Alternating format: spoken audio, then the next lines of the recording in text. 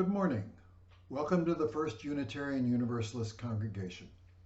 I'm Frank Young, one of several service associates this morning. I don't think I have to tell you to turn off your cell phones or any other electronic devices. Please keep your electronic devices on so that you can enjoy this service. This congregation welcomes all people, regardless of their age, religion, race, nationality, ability, sexual orientation, gender identity or expression, or anything else that has been used to divide people. We are a group of people with our own opinions, our own ideas, our own dreams, but we share ideals. We share a common belief in a liberal religion. In our discussions, we may disagree with each other, but we must always remember that what unites us is stronger than what separates us. We must always depart from each other, aware of the love that we have for each other. Glenda and I are here in the Juniper Arts Gallery in Spencer, Indiana, in front of a new painting by Mary Carol Kinney, a regional artist who just started painting a couple of years ago and does beautiful work. This is entitled Silent Like Nature, a picture of Mother Teresa and monarch butterflies. We're going to sing a song for you. We are a gentle, angry people, and we are singing for our lives. We are a gentle, angry people, and we are singing for our lives. We are a justice-seeking people, and we are singing for our lives. We are a justice-seeking people, and we are singing for our lives. We are young and old together, and we are singing for our lives. We are young and old together, and we are singing for our lives. We are a land of many colors, and we are singing for our lives. We are a land of many colors, and we are singing for our lives. We are gay and straight together, and we are singing for our lives. We are gay and straight together, and we are singing for our lives. We are a gentle, angry people, and we are singing for our lives. We are a gentle, angry people, and we are singing for our lives.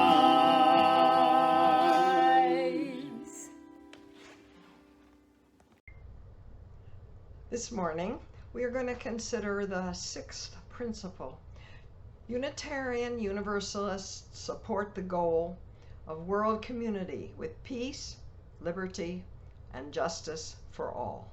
Quote, "The sixth principle seems extravagant in its hopefulness and improbable in its prospects. Can we continue to say we want world community, peace, liberty, and justice for all? The world is full of genocide, abuse, terror, and war. What have we gotten ourselves into? As naive or impossible as the sixth principle may seem, I am not willing to give up on it. In the face of our culture's apathy and fear, I want to imagine and help create a powerful vision of peace by peaceful means, liberty by liberatory means, justice by just means. I want us to believe and to live as if we believe that a world community with peace, liberty, and justice for all is possible. There is no guarantee that we will succeed, but I can assure you that we will improve ourselves and improve the world by trying. And this was written by Reverend Sean Parker Dennison of the Tree of Life congregation in McHenry, Illinois.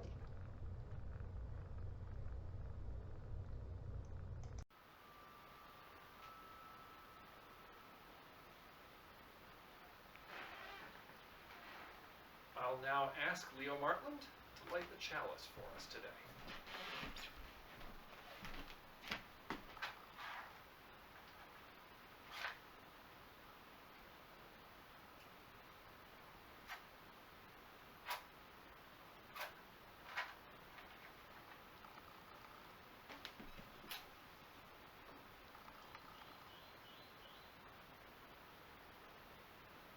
And let's sing. Go.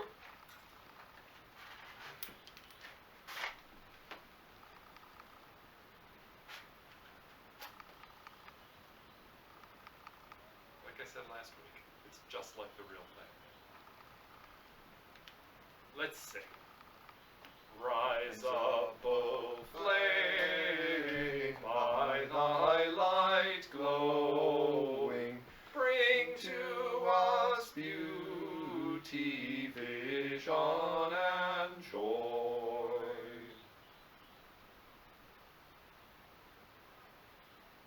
Let us now join Betsy Bear for the affirmation, and following the affirmation for hymn number 131, Love Will Guide Us.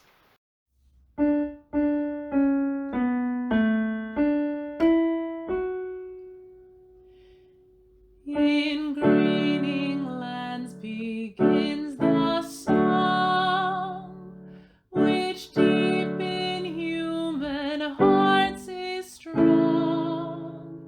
In cheerful strains your voices raise, to fill the whole spring world with praise.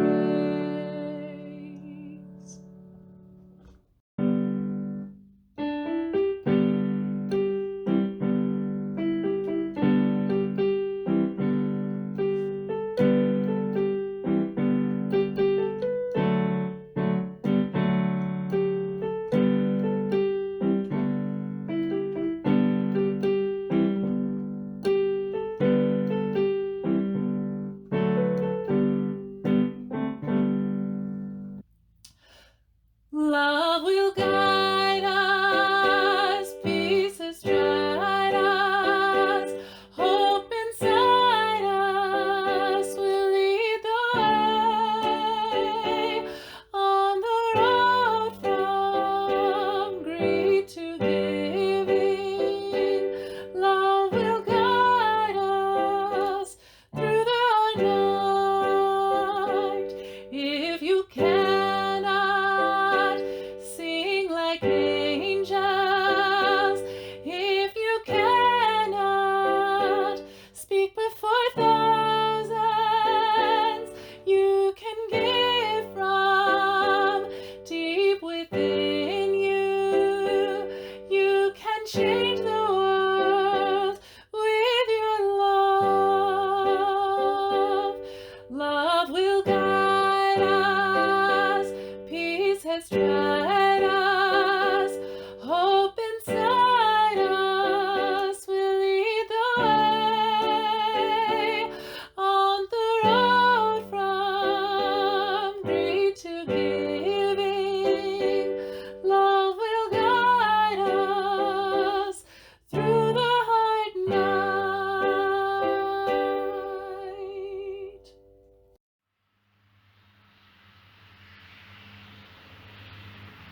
Hi. Every week, we ask for financial support for the congregation. This is paying your pledge, making a pledge at certain times of year when you haven't made one. Sometimes we ask for help through special fundraisers, although most of our income comes through pledges.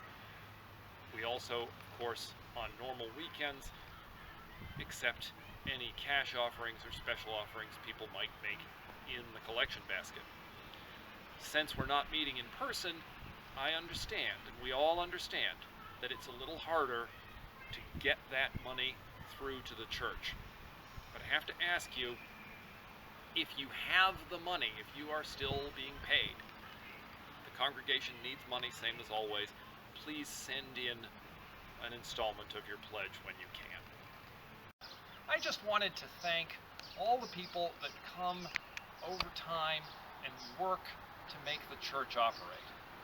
Particularly wanted to thank the people that I know have been working on the grounds. I know that Ellen and John have been here trimming, mowing, and so on. I know I've come here myself to take these pictures with Leo, and I've run into Christy working in the office. I haven't gone in the office. I've seen her outside. And there are a lot of volunteers who make this church work. The service associates, the pastoral care people, the membership committee people. Thank you, everybody, for all your work. And if you're wondering what you can do for the church just now, if you feel like working outside and it's okay for you to come, probably the grounds committee could give you something to do. I know that there are people in the congregation who would be happy to get a postcard from you or a letter from you, and I'm sure that Dottie Stone could give you contact information for who might be really good to write to. All of this is work for the congregation that keeps the congregation operating. And particularly until we're able to come together again, I want everybody to know that their work is still valued by this one member with no official office. We remember at this time all those who have a sorrow and cannot gather with family and friends to grieve it. All those who have a joy they might feel awkward about sharing amid so much worry and sadness. And all those who feel a loneliness that the telephone and the computer can't fully repair.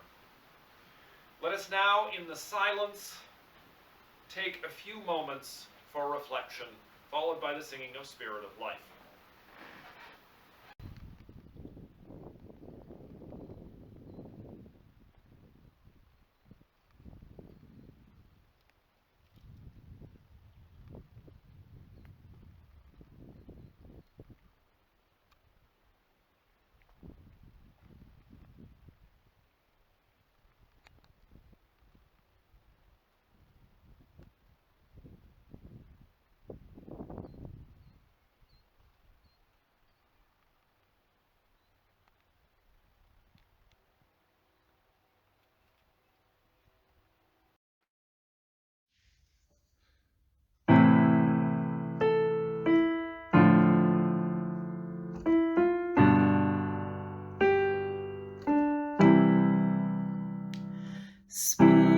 Spirit of life, come unto me. Sing in my heart all the stirrings of compassion. Blow in the wind, rise in the sea, move in the hand, giving life the shape of justice. Roots hold me close, wings set me free. Spirit of life, come to me, come to me. Standing here beside a piece of sculpture by James Alexander Thom, made out of one piece of black walnut. Read to you the words of Frederick Douglass. The limits of tyrants. Those who profess to favor freedom and yet deprecate agitation are people who want crops without plowing up the ground. They want rain without thunder and lightning. They want the ocean without the awful roar of its waters. This struggle may be a moral one, or it may be both moral and physical, but it must be a struggle. Power concedes nothing without a demand. It never did, and it never will. Find out what people will submit to, and you will have found out the exact amount of injustice which will be imposed upon them. The limits of tyrants are prescribed by the endurance of those whom they oppress. Good morning, UUs in Terre, Haute, scattered around sitting in your homes, watching church and taking part in church online. It's a new way of doing things, and hopefully before too long we'll be gathered again in our sanctuary on Fruit Ridge Avenue. In the meantime, stay in touch with one another, take care of one another, and remember that we are a community even when we are scattered. I've never preached a sermon in my living room before, except as practice, but this is not practice, this is the real thing, and I'm glad to be here doing this, having church with you this morning. These are the visitors who bring me peace during the pandemic of 2020 and give wings to my dreams. Baltimore Orioles with their coats of color blending with the Florida oranges on the table. It's as if they advertise their choice of fruit. Chickadees make a nest in a post on the deck, crafting their birthing place just under the edge of a rock Glenda placed there for aesthetics. Carolina wrens clean up the seeds dropped from the feeder by careless cardinals and feckless finches. We check to see if our pandemic relief check has come from the storehouse in Washington, while feathered friends gather energy from suet, seeds, and oranges. Squirrels play games of eat and run to beat hell in 4 directions when our dog Obi charges out the patio door. Large crows stand in the wings waiting, disappearing the instant a telephoto lens is raised, as if they recognize the shape of the barrel from which lead pellets flew at their ancestors. Genetic survival signals handed down from generation to generation. Vigilance is a secret to survival. In the midst of our worries, in the midst of our mourning, spring brings reminders that life is not dependent on our existence, but theirs. I need these visitors at this time. I need to recognize that being at the top of the food chain does not guarantee survival, nor does it validate superiority. The earth would do quite well should the pandemic or some other nemesis, seen or unseen, remove our species from the register of life. To be sure, Obi and some other four-leggeds and perhaps parrots would mourn the loss of human companionship, but their mourning would be short-lived, as they would soon recover their wildness if the doors were left open. We humans are simply another of nature's experiment with life, and perhaps our consciousness, specifically our self-consciousness, will turn out to have been an evolutionary dead end. If so, we won't be around to have Zoom meetings about it and commiserate together our common concerns. But let's not give up our place in the tree of life just yet. It's one thing to be reminded of our limited importance to this grand scheme of nature, recognizing that the very notion of a scheme is in all probability a product of an overactive frontal lobe. But it is another thing altogether to simply shrug our shoulders and exit stage left with a sigh. I'm not ready for that. I believe we can find meaning in our lives in the recognition of our community with all of Earth's children, rather than in our supposed exceptionality and superiority. It is life that is the miracle, and the song of the thrush, the energy of the squirrels, the greening of the trees, the redbuds, dogwoods, all the signs of awakening that happens every year should stir our souls, in our souls, a sense of belonging and a determination to remain. we need to rediscover our instinct for survival and the secret that life is not a mere matter of competition, but much more so a matter of cooperation. The virus that now has radically altered our existence and our relationship to one another might well be a response to the destruction of the natural global infrastructure of life of which we are a part rather than the sum. But the virus that has now claimed more American lives than the Vietnam War is not our greatest threat. That is a medical threat, which most of us will survive. The more serious virus is not prevented by masks and gloves and isolation.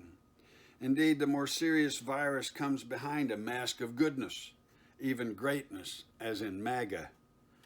It is a virus attacking the soul of our nation, and as such is not a medical problem, but rather a deadly spiritual disease. There needs to be an unmasking of the soullessness of this virus.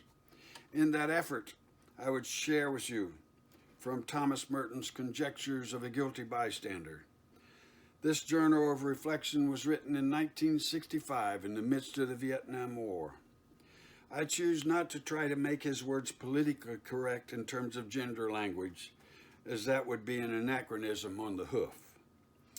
Merton writes, and I quote, "This is no longer a time for systematic ethical speculation, for such speculation implies time to reason and the power to bring social and individual action under the concerted control of reasoned principles upon which most men agree. There is no time to reason out calmly and objectively the moral implications of technical developments which are perhaps already superseded by the time one knows enough to reason about them.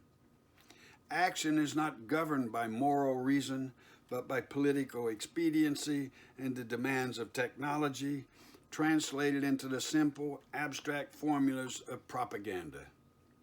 The formulas have nothing to do with reasoned moral action, even though they may appeal to apparent moral values. They simply condition the mass of men to react in a desired way to certain stimuli. Men do not agree in moral reasoning. They concur in the emotional use of slogans and political formulas. There is no persuasion but that of power, of quantity, of pressure, of fear, of desire. Such is our present condition, and it is critical." He continues, Bonhoeffer wrote shortly before his death at the hands of the Nazis that moral theorizing was outdated in such a time of crisis, a time of villains and saints of Shakespearean characters. He quotes Bonhoeffer, "The villain and the saint have little to do with systematic ethical studies. They emerge from the primeval depths, and by their appearance they tear open the infernal or the divine abyss from which they come, and enable us to see for a moment into the mysteries of which they had never dreamed." Merton goes on, "And the particular evil of our time," Bonhoeffer continues, "is to be sought not in the sins of the good, but in the apparent virtues of the evil.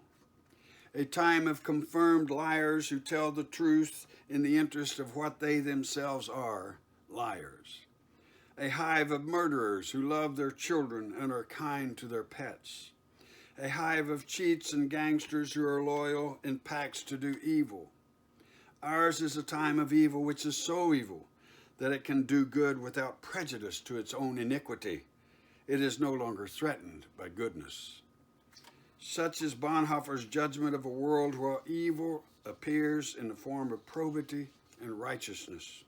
In such a time, the moral theorist proves himself a perfect fool by taking the light as its face value and ignoring the abyss of evil beneath it. For him, as long as evil takes a form that is theoretically permitted, it is good. He responds mentally to the abstract moral equation.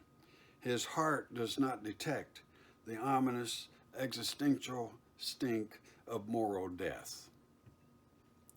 Let me step out of Merton a bit to point out that this is exactly the condition of right-wing evangelical American Christianity today. All the imposter president has to do is mouth a few of the right words. He can call the Bible his favorite book, and the right wing will ignore the obvious fact that he has never read it. He claims to be right to life, and right-wing Christianity ignores the dead, ignores the children in cages, ignores the lies, ignores the decadence, ignores the arrogance, ignores the corruption, ignores the obvious clinical insanity, because its evil exhibits the probity of being right to life. Who but a tyrant would turn a briefing on a virus that has taken 60,000 lives into a rant about being number one on Facebook? Who but a tyrant would demand that relief checks be held up so that it could be arranged that his own name, Donald J. Trump, would be scribbled in the endorsement line? Who but a tyrant would follow those checks with a letter to each recipient bragging about how great he has made America? A few more lines from Merton. He writes, "We are living in the greatest revolution in history, a huge spontaneous upheaval of the entire human race. Not the revolution planned and carried out by any particular party, race, or nation, but a deep, elemental boiling over of all the inner contradictions that have ever been in man, a revolution of the chaotic forces inside everybody. This is not something we have chosen, nor is it something we are free to avoid.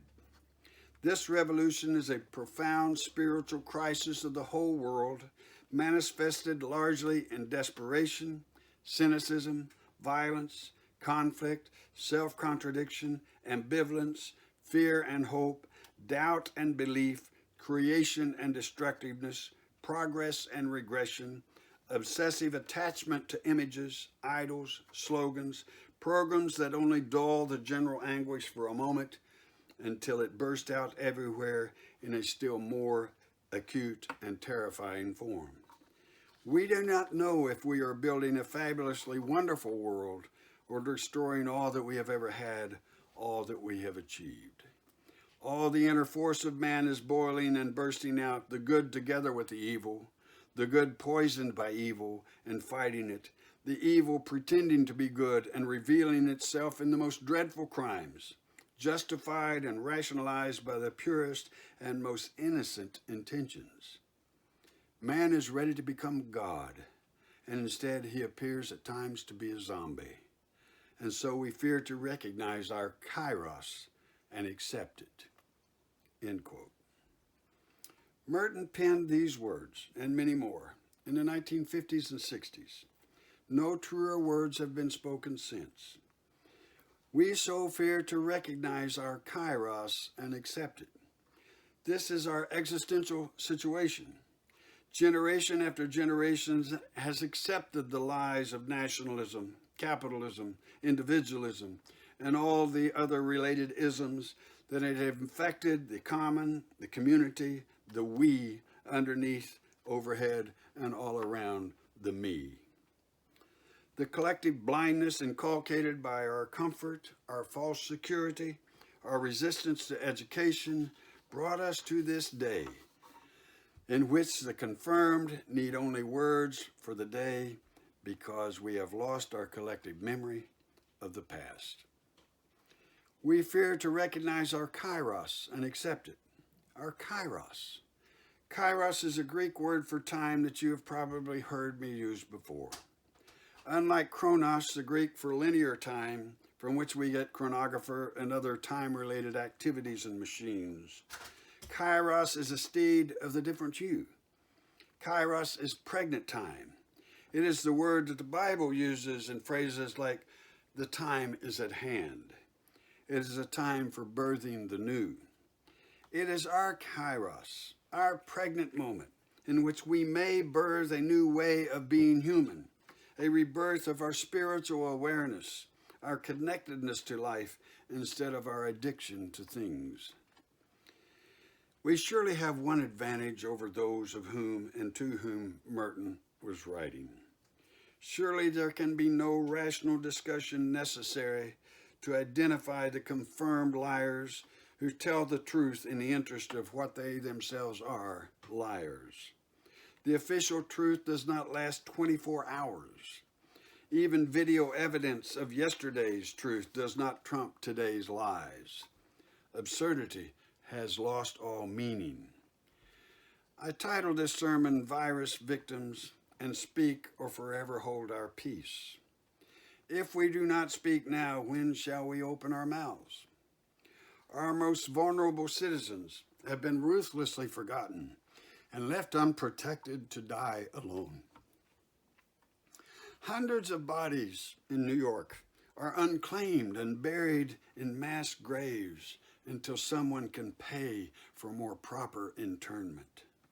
The poor, the elderly, the imprisoned are the throwaways of this rank capitalist imperial presidency. We see banks and corporations flooded with money while the administration is simply too cruel to help the illegal immigrants who pick our vegetables, work in our meat packing plants, care for our children, our lawns, our swimming pools, and even Trump's golf courses. Just too cruel to help these immigrants who pay millions of tax dollars every year and yet get nothing in return except an ever-present fear of deportation. Let me say clearly that these thoughts are my own, and I do not claim that they represent the views of anyone else. I am speaking now because I refuse to hold my peace. I encourage everyone to speak now. Our children and grandchildren will honor us for doing so. As you probably know, I recently had the unwanted honor to speak loving words over the grave of my sister to an audience of two of her children, a grandchild and a niece, observing social distance and weeping together. She did not die of old age, although she was 85 years old. She did not die of cancer, although she had fought battles with it before. She did not die of lung disease caused by years of smoking, though she enjoyed it immensely. She did not die from lack of love. She died, as thousands of others, because of the incompetence and lack of basic decency on the part of her government that is more concerned with the health of the stock market than the health of its citizens. We must speak our piece. Before returning to where I began, I want to honor the memory of a man who spoke his piece and sacrificed his life in doing so. Franz Jägerstätter was an Austrian peasant farmer when the Nazis took control of his country. Because he had served in the Austrian army, the Nazis offered him the position of party leader of his village, only requiring a loyalty oath to Hitler. Jägerstätter refused. He had a dream about a long, shiny train which was coming around a mountain. It was a beautiful sight, an amazing spectacle, and masses of folks were rushing to get on board. A voice in his dream cried out, "Get off the train. Get everyone you know off the train. This train is bound for hell." Jägerstätter went to his bishop and told him of his dream and the threat of fascism. The bishop assured him that far more intelligent people were making the decisions and told him to go home and care for his farm and family. Jägerstätter refused to obey and was guillotined by the Nazis. In 2007, he was declared a martyr and beatified by the Catholic Church. Jägerstätter and Bonhoeffer have both influenced my thinking and my life. While I claim neither the courage nor the specific religious faith of either, I speak today in honor of all those who have resisted fascism and oppression throughout the ages, and I pray for the courage to follow their example in our day. So I want to leave you with that with which I began. I do not speak that you might be discouraged or despairing, but rather that you will speak your peace as well. I believe that in America, there are far more people of faith and integrity and dignity than those who would practice hate and violence. I believe there is indeed a silent majority that is now ready to speak, and I believe that our young people would demand that we do so. So back to my beginning. These are the visitors who bring me peace during the pandemic of 2020. These are the givers of wings to my dreams. Baltimore Orioles with their coat of color blending with the Florida oranges on the table. It is as if they advertise their choice of fruit. Chickadees make a nest in the post on the deck, crafting their birthing place just under the edge of a rock, blend a place there for aesthetics. Carolina wrens clean up the seeds dropped from the feeder by careless cardinals and feckless finches. Be well, my friends. The time is one that will test our faith in life, in love, and in one another. I have every reason to believe that we'll meet that test. Bless you, and blessed be. Our closing hymn is number 170, We Are a Gentle, Angry People.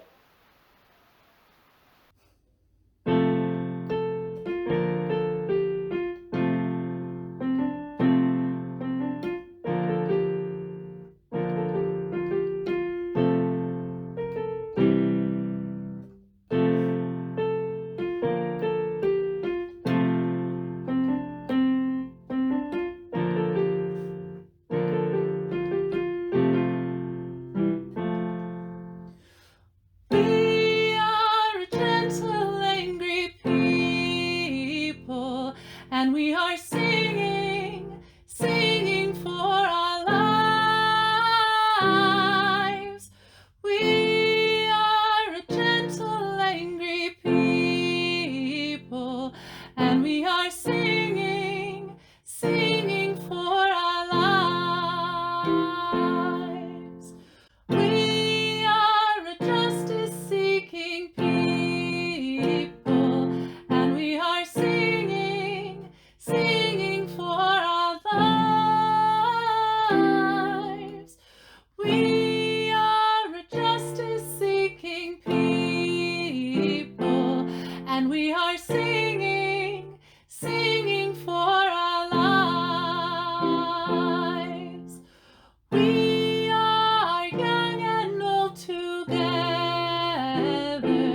and we are singing, singing for our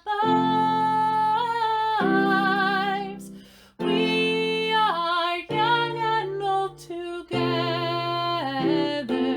and we are singing, singing for our lives. We are a land of many colors, and we are singing, singing for our lives. We are a land of many colors, and we are singing, singing for our lives. Our closing words are from Mary Oliver. To live in this world, you must be able to do three things: to love what is mortal, to hold it against your bones, knowing your own life depends upon it, and when the time comes to let it go, to let it go. Blessed be.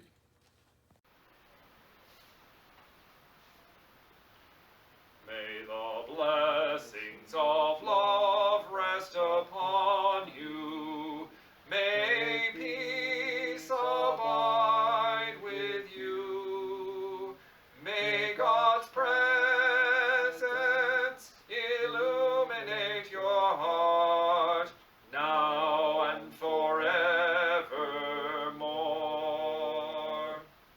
Be at peace. Know that you are loved and that your life is sacred. It's just like the real thing, except with cats.